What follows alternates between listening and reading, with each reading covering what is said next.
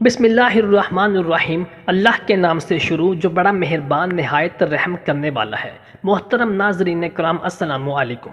محمد مصطفیٰ نبی معظم صلی اللہ علیہ وآلہ وسلم کے ظہور کی کئی نشانیاں پرانی آسمانی کتابوں میں کھل کر بیان کی گئیں۔ ان نشانیوں میں ایک سب سے بڑی نشانی یہ بھی بیان کی گئی کہ اس امت کا آخری نبی یتیم پیدا ہوگا۔ یہودی ہمیشہ آپ صلی اللہ علیہ وسلم کی تلاش میں سرگرداں رہتے کہ کہیں ان کو آپ صلی اللہ علیہ وآلہ وسلم کے ظہور کی خبر مل جائے تو آپ صلاۃ وسلام کو نعوذ باللہ قتل کر دیں۔ آج کی ویڈیو میں ہم آپ کو نبی کریم صلی اللہ علیہ وآلہ وسلم کی زندگی میں ان پر ہونے والے قاتلانہ حملوں کے بارے میں تفصیل سے بتائیں گے کہ کس طرح سے کفار نے آپ صلاۃ وسلام پر قاتلانہ حملے کیے اور کس طرح سے اللہ تعالیٰ نے ہر بار آپ کو ان کے ناپاک ارادوں سے محفوظ رکھا۔ نبی کریم صلی اللہ علیہ وآلہ وسلم کو جب ان کی پیدائش کے بعد قبیلہ بنو سعد میں دائی حلیمہ سعدیہ کے ساتھ بھیج دیا گیا تو وہاں پر یہودیوں کی ایک جماعت نے جب آپ کو قبیلہ بنو سعد میں دائی حلیمہ کے گھر پر دیکھا تو انہوں نے آپ صلی اللہ علیہ وسلم کو قتل کرنے کی غرض سے آپ کی طرف بڑھنا چاہا تو حلیمہ سعدیہ نے ان کو روکا اور انہوں نے پوچھا کیا یہ بچہ یتیم ہے؟ جب انہوں نے حلیمہ سعدیہ سے پوچھا کہ یہ بچہ یتیم ہے تو انہوں نے کہا نہیں، بلکہ میں اس بچے کی ماں تمہارے سامنے کھڑی ہوں، اور انہوں نے اپنے شوہر کی جانب اشارہ کرتے ہوئے کہا اور وہ رہا اس بچے کا باپ۔ جب یہودیوں نے یہ جواب سنا تو کہنے لگے باخدا اگر یہ بچہ یتیم ہوتا تو ہم اس کو اسی وقت قتل کر ڈالتے۔ جب اللہ تعالیٰ نے نبی کریم صلی اللہ علیہ وسلم کو علی اعلان اسلام کی دعوت دینے اور اللہ کی توحید کو بیان کرنے کا حکم دیا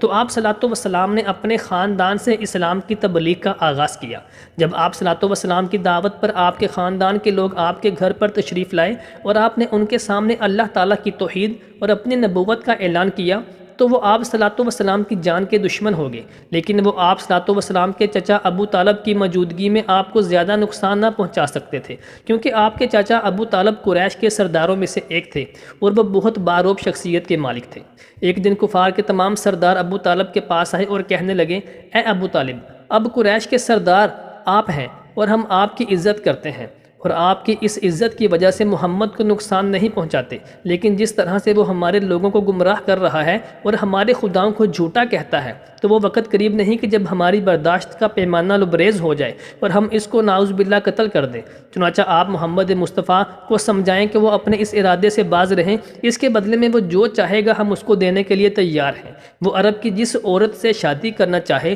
ہم وہ عورت اس کے قدموں میں لا دیں گے، وہ جتنی دولت چاہتا ہے ہم اس کو دولت دیں گے، اگر وہ ہمارا بادشاہ اور ہمارا امیر بننا چاہتا ہے تو ہم اس کو اپنا بادشاہ بھی تسلیم کرنے کو تیار ہیں، مگر اسے سمجھائے کہ وہ دین اسلام کی تبلیغ سے باز رہے اور ہمارے خداؤں کو جھوٹا کہنے سے باز رہے۔ ابو طالب نبی کریم صلی اللہ علیہ وسلم کی بارگاہ میں حاضر ہوئے اور ان کو کفار مکہ کی ان تمام باتوں سے آگاہ کیا تو آپ صلاۃ وسلام نے ارشاد فرمایا کہ اے میرے چچا، اگر میرے دائیں ہاتھ پر سورج اور میرے بائیں ہاتھ پر چاند بھی رکھ دیں اور پوری دنیا کی دولت میرے پیروں میں ڈھیر بھی کر دیں تو بھی میں کلمہ توحید اور اپنی نبوت کو بیان کرنے سے باز نہ رہوں گا۔ اس واقعہ کے بعد کافروں کی آپ صلی اللہ علیہ وآلہ وسلم کے خلاف سازشیں تیز ہو گئیں اور ادھر آپ صلی اللہ علیہ وآلہ وسلم کو بھی اللہ تعالیٰ نے مزید ثابت قدمی عطا فرمائی اور آپ نے مزید تیزی سے اللہ تعالیٰ کی دعوت حق کو بلند کرنا شروع کر دیا۔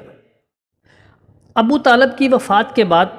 اب کافروں کو موقع مل گیا تو انہوں نے آپ صلاۃ وسلام کو قتل کرنے کی سازشیں تیار کرنا شروع کر دیں۔ ایک دن ابو جہل اور ولید بن مغیرہ نے ایک سازش تیار کی کہ جب آپ صلی اللہ علیہ وآلہ وسلم نماز پڑھنے کے لیے سجدے میں جائیں تو وہ آپ کے سر اقدس کو ایک بہت بڑے پتھر سے کچل دیں۔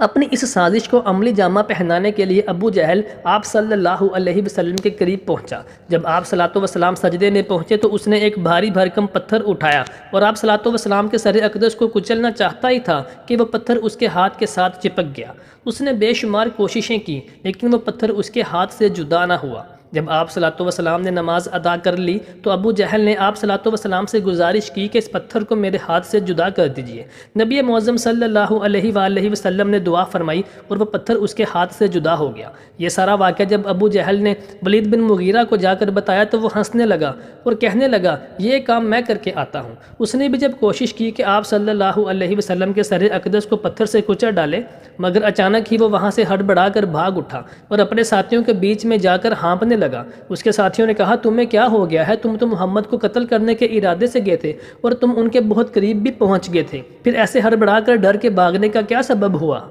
تو ولید نے ڈرتے ہوئے ہانپتے ہوئے کہا کہ خدا کی قسم، جیسے ہی میں نے محمد کے سر کو کچلنا چاہا تو ایک بہت بڑے بڑے سینگوں والا بیل میری طرف ایسے لپکا، مجھے ڈر تھا کہ کہیں وہ مجھے کچل نہ ڈالتا، تو میں وہاں سے بھاگ کھڑا ہوا۔ ہجرت کے موقع پر جب آپ صلی اللہ علیہ وآلہ وسلم نے تمام صحابہ کرام کو ہجرت کا حکم دیا تو ایک رات مولا کائنات سیدنا علی المرتضیٰ رضی اللہ تعالیٰ عنہ کو حکم دیا کہ تم میرے بستر پر لیٹ جاؤ اور یہ کچھ امانتیں میں تمہارے سپرد کرتا ہوں، فلاں فلاں شخص کی امانتیں ان کو لٹا کر ہجرت کر کے مدینہ چلے آنا۔ آپ صلی اللہ علیہ وسلم کے مکان کے باہر کفار آپ کا محاصرہ کیے کھڑے تھے، لیکن جیسے ہی آپ صلی اللہ علیہ وسلم گھر سے باہر تشریف لائے تو وہ آپ کو قتل کرنے کے ارادے سے ایسے کھڑے رہے، لیکن آپ صلی اللہ علیہ وسلم ان کے محاصرے میں سے آیت الکرسی کا ورد کرتے ہوئے صاف نکل گئے اور ان کو خبر بھی نہ ہوئی۔ ہجرت فرماتے ہوئے جب آپ سیدنا ابو بکر صدیق کے ساتھ ایک مقام سے گزرے تو کفار کا ایک شخص آپ صلی اللہ علیہ وسلم کے نہایت قریب پہنچ گیا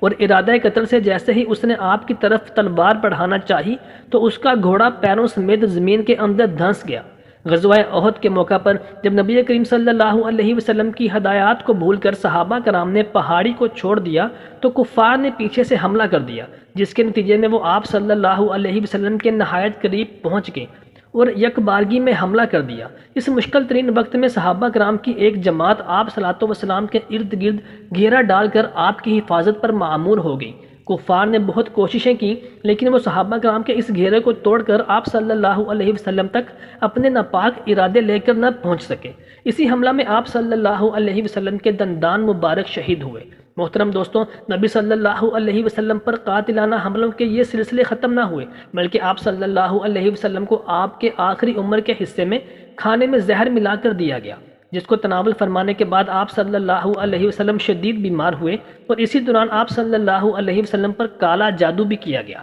جس کی وجہ سے آپ صلی اللہ علیہ وسلم نہایت ضعیف اور کمزور ہو گئے، اور آپ صلی اللہ علیہ وسلم بستر مرگ پر فرماتے تھے کہ جو مجھے زہر میرے کھانے میں ملا کر دیا گیا تھا اس کی تکلیف میں آج بھی محسوس کرتا ہوں، اور بلا آخر 63 برس کی عمر میں آپ اپنے خالق حقیقی سے جا ملے۔